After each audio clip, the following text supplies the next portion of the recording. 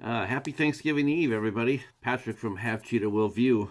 And me and the Cheetah, we are here today for Dollar Tree Theater. That's right, it's time for our Dollar Tree Theater review. This is number 43, number 43, 43rd review for Dollar Tree Theater. And for the second time, we are going Kaiju because you guys voted for it. The vote was for us to watch and review the very first Gamera movie, Gammera the Invincible. Gamera. So, Gamera the Invincible came out in 1965. Uh, and it's a Japanese production. It was taken off after Godzilla was getting very popular, as long as with the birds. That was really another popular movie as well. So the film company Daisu, I hope I'm not pronouncing that right. I could not be, or maybe it's just Dai, whatever. I know Casey will figure this out, but they decided that they wanted to get into the kaiju game too. So they hired film director Noraki Yasusa to come up with a movie. And the first attempt he made for a movie was a movie called Nezura. But they didn't get made because they were going to have to deal with live rats. And the Japanese health authority did not really particularly like that idea. So the location was shut down. The project was shut down because they didn't want live rats being, shown. So I decided to go with a turtle, and so that's what they did. They did a turtle movie. Gamera's a turtle, and initially this movie was not really looked at very favorably. Uh, uh, Usasa was even though this movie came out in 1965. Quite honestly, it does look like it came out in the 1950s. It's really outdated looking in a lot of respects. Um, Models galore, miniatures galore. I mean, you can't even help it. They can't even fake it. Um, so so the outdated equipment. The guy in the suit looked really good. The Gamera costume itself looked really outstanding. Quite honestly, that's probably where all their money went into, and went to the Gamera suit because the rest of the movie did not look all that good. In fact, they were going to think about going to the creator of Godzilla, Eli Tasabura. Well, no, I'm killing these names. They were going to ask him to step in and finish his film, but Yasua was able to finish it himself. So just like in Godzilla in 1954, uh, the the Dai, I'm so killing these names. Um, they decided to do the same thing that Godzilla did for his origin story, and they made a Japanese version of the movie, and then they made an Americanized version of the movie. Uh, the original Gamera movie was released in 1965, and soon after that, the U.S. version of the movie came out in November 27th, 1965. So 35, 22, 57 years old. Gamera is 57 years old come Sunday. Happy birthday, Gamera. Um, Now, this movie was released in the United States in 1966. The American version was in 66. The Japanese version 65. The American version 66. And Gamera the Invincible is the American version. They misspelled his name. That's one thing you notice right off the bat. They spelled it with two M's. It's Gamera with one M. And it really was funny is that by the time this got released, um, in I'm sorry, this December 65, 66. December 15th, 66 for the American version. By that time, there had already been two Gamera movies released because they released Gamera versus Bagron in April 66. So before we got the origin story here in the United States, that Japan had already released two Gamera movies already. All right. The American version is pretty interesting because whereas the same thing with the um, Godzilla version where they had Raymond Burr, Daisei did something even better. they went more in with the American cast, where we had Raymond Burr as the one American version in Godzilla. In the American version of Godzilla, they doubled down and they added a lot of American actors into the American version, including some well-known names. Albert Decker played Secretary of Defense. Brian Donlevy played General Terry Arnold. Brian Donlevy was actually a pretty solid B-movie action star in the 40s and 50s, so his name was well known. We had Dick O'Neill as General O'Neill. Dick O'Neill was a great character actor. Some of us horror fans might remember him being in Wolfen later on, and some of us might remember him playing in Cagney and Lacey as well. So Dick O'Neill had a very long career, and quite honestly, he looked the same here, and then he did, later on. And we also had another well-known character actor that was I saw in there named Alan Oppenheimer. He was in just about everything. You name it, he was there. So there was a few names, American names, in this movie in the American version. Okay, so the story is pretty basic. It's almost like it's in the Arctic, an American flight of interceptors detect a flight of Russian bombers. They're flying over Alaska. They've been blown off course, but they're flying and they're trying to get back on course. But the Americans intercept them. But when the Russians don't answer their call, the Americans fire on the Russians' planes, not knowing that they have atomic bombs. And so when they do shoot it down, atomic bomb goes off, and of course that awakens Gamera. And Gamera comes out of the cold and ice, and he immediately goes on a rampage. As this is happening, there's a group of scientists that were meeting Alaska Village, and as they were talking, they see the giant explosion, and they decide they better start heading out. But one of the Eskimos gives the scientist a thick piece of they don't know what it is, material, which we later find out was actually a piece of Gamera's shell. It had fallen off, and he had shedded it off or whatnot, and they found it and they gave it to the scientist. On it, they're trying to figure out what kind of material it is.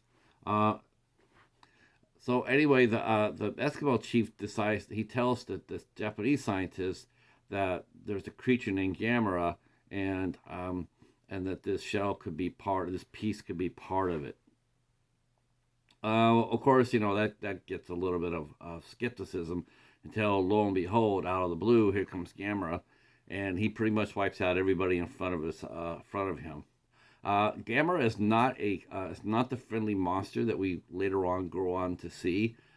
He is very destructive in this movie. He kills tens of thousands of people, and which really is weird because they have a young boy who is very much he loves turtles, and he loves Gamera, and he's actually even saved by Gamera from falling, but and that's his name is Toshio, which I don't think his name means Kenny. I don't think that translates to Kenny, but it could. But Toshio he loves Gamera. He loves turtles. So of course, and Gamera is known as the hero of children in this series later on. But for the first movie, not so much. He is very destructive, and he causes a lot of damage, a lot of havoc, even though he does save the boy. So anyway, the Japanese Defense Forces attempt to stop Gamera, but they're unable to. He is, like the title says, he's pretty invincible. They tried one method of cold bombs, which to try to freeze him, because he loves fire, and he eats fire. He eats fire. So, but that's not going to work when you're tossing thousands of explosive shells at him. That's like throwing Skittles, at a kid. Here, eat. So feeding Gamera, throwing bombs and shells at Gamera only makes him stronger, so to speak. But the cold bombs don't work long enough to actually stop Gamera, so they had to come up with Plan Z. And so the Japanese and the world actually combined to join up for Plan Z. They have an idea to stop Gamera, and so everybody comes at the United Nations and they agree to go with Plan Z. It doesn't almost work because all of a sudden, somehow, some way, because they're going to try to lure Gamera to an island by feeding him fire. They're going to give him, because he's feeding on gas and oil and whatnot. So they're going to get him over to this island. But lo and behold, this doggone typhoon that nobody saw coming. Like all of a sudden, it's like out of the blue, this typhoon comes out, threatens the whole plan.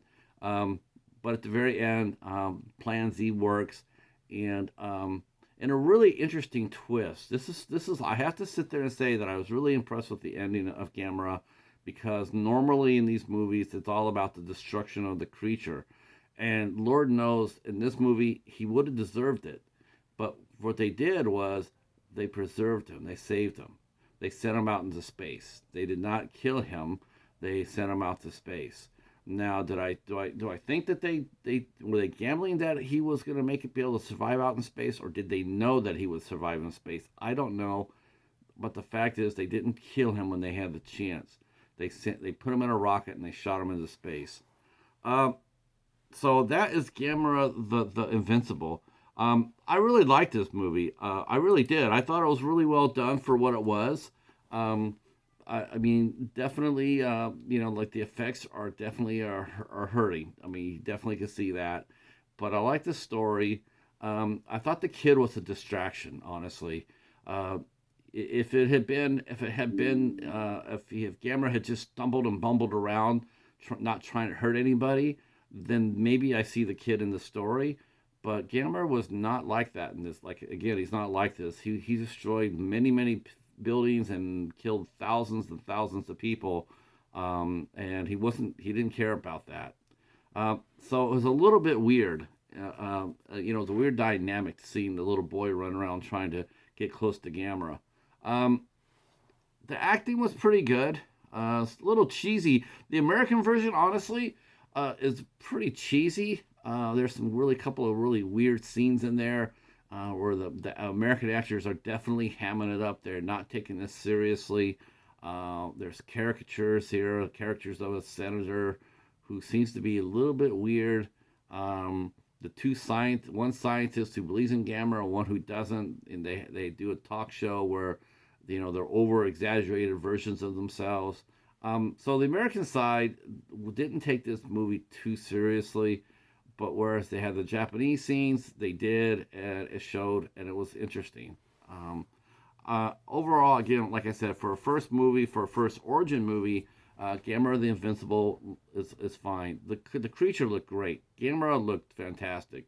Even though he does have the same skills, not quite the same skill set as Godzilla's, because Godzilla, while he does breathe fire, his is atomic fire, whereas Gamera's is just regular fire. I have a feeling if you put a water hose on Gamera, you could put his ass out, whereas Godzilla, not so much. Gamera does fly in this movie. He gets thrown on his back, and they make fun of him for throwing him on his back, saying that we got him now because a turtle can't turn over when it's on his back. Well, obviously they haven't seen very many Gameras, because Gamera is easily able to fire up the engines, and he does fly. His original cry, the sounds for his cry are right there. It's not changed in all these years. So as soon as you hear it, you'll definitely know it. It's definitely Gamera. So all in all, for this Dollar Tree Theater, highly recommend. Highly recommend it. I got my version from Mr. Bones. Mr. Bones hooked me up with this version. There's other Gamera movies on here as well. So I got a lot of the Gamera movies. So I might be revisiting this soon. We might throw up another Gamera movie out there on Dollar Tree Theaters and see if you guys vote for that as well. All right. I can already tell you I could already tell you for the next Dollar Tree movie theater, I can already tell you that it's going to be The Exorcist. I can tell you that overwhelmingly, so like 50%. So I know that's what we'll be watching next week. So well, if you're new to the channel, please consider giving me a sub. Hit the notification bell. I'll let you know when we are doing another Dollar Tree theater. And leave a comment down below and let me know which Kaiju monster in the Gamera series is your favorite. There's a lot out there. Gaius, Guiron, Legion. There's a ton out there. So let me know which one which monster do you like best of the Gamera series, and are you looking forward to the Gamera animated series on Netflix coming up next year? All right, that's it for us. Thanks for watching, and we will talk at you soon. Peace, and happy Thanksgiving.